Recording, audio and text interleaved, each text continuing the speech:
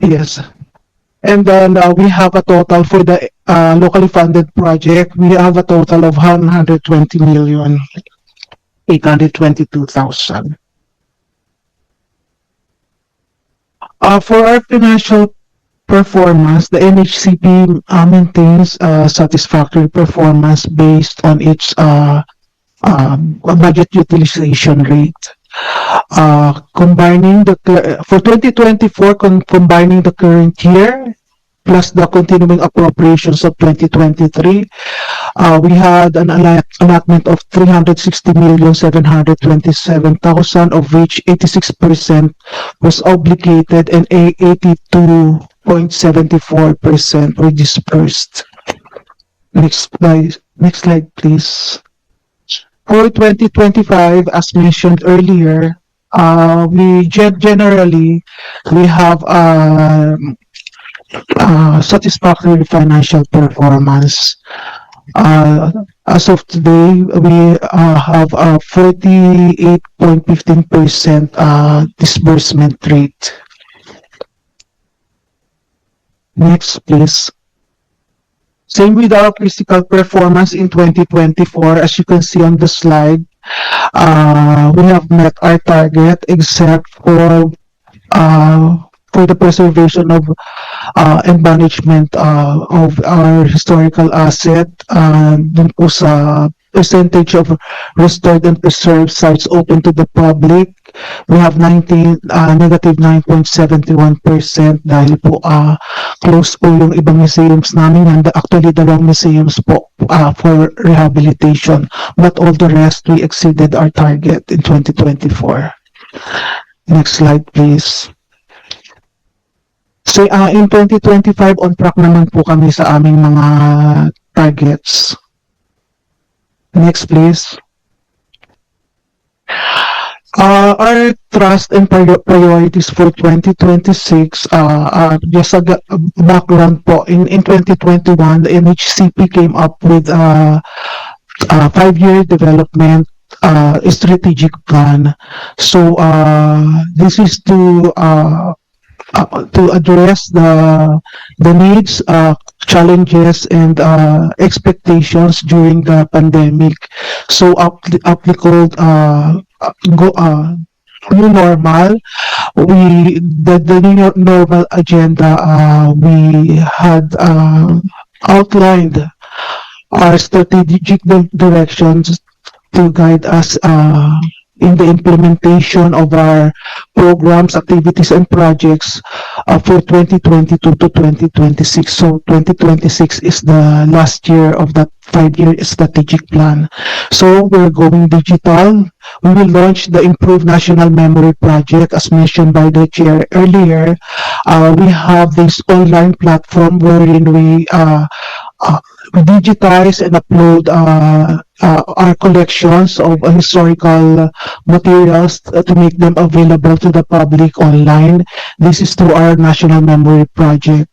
We are also going to implement the tranche 2 of our ISSP, and as mentioned, we continuously digitize and upload our documents, manuscripts, and materials for our National Memory Project para po to make them available to the public.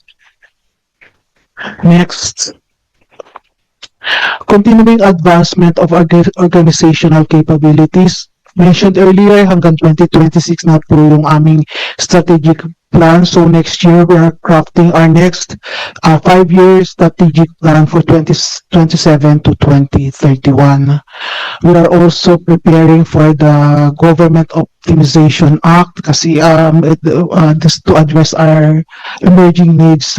So we're starting planning for that. We are also implementing the policies in line with our Prime HR Level 2. And we continuously capacitate our employees to upskilling programs, training, and the likes. Okay. Focusing on the development of our physical assets, we will install a fire suppression system in the NHCP building. This is required by the Bureau of Fire when they inspected our buildings 2 years ago. So it's good na nasama na po sa NEP ito. We will also restore we will do restoration work and structural work sa Rizal Shrine Fort Santiago. And we include in our plan the creation of our comprehensive plan for our museums and the regular maintenance and rehabilitation of NHCP shrines, landmarks, and museums. Next, please. Okay.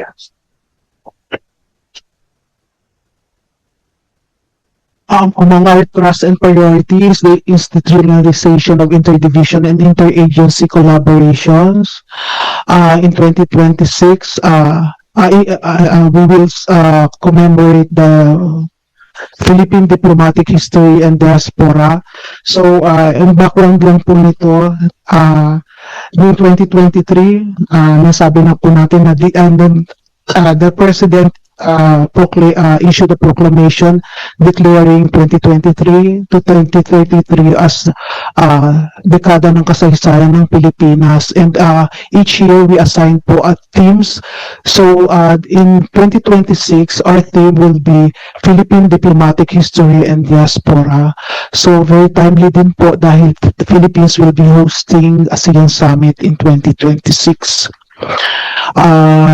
We will also implement activities relative to the 2030 Philippine Muslim History Project. We already submitted a comprehensive plan to the Office of the President. And we are conducting the closing activities relative to the 125th anniversary of Philippine independence and nationhood. 2026 is the concluding year.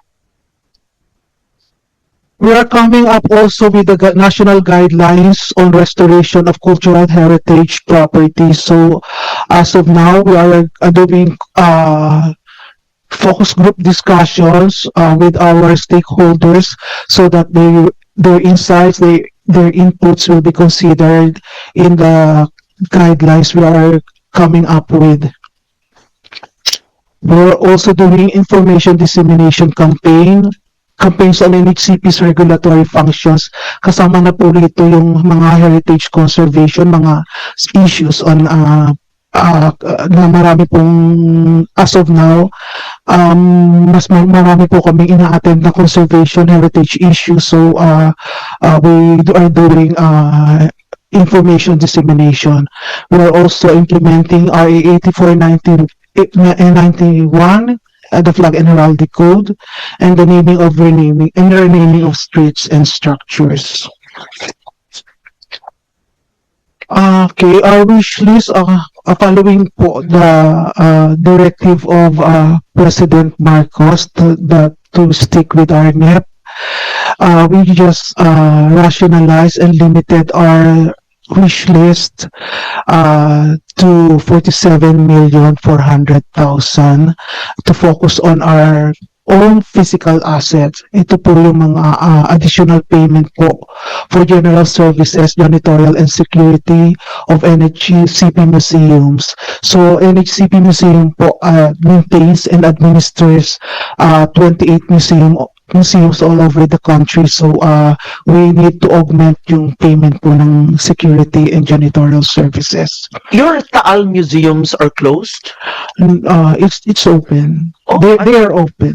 Oh, I heard it was closed for rehabilitation. How many museums do you have in Taal? Agoncillo? And Pasible. Posible. Magkatabi? Yes. So hindi nakasara. Hindi po, I heard it closed off for a while because itong Marcela, yes, kasi po yung perimeter walls na nasa ilog sa likod po during what typhoon was that? May bagyo po talaga pong yung hindi pa po. Sinara nyo para ayusin pero hindi pa naayos. Because we were working with the PWH for the rehabilitation.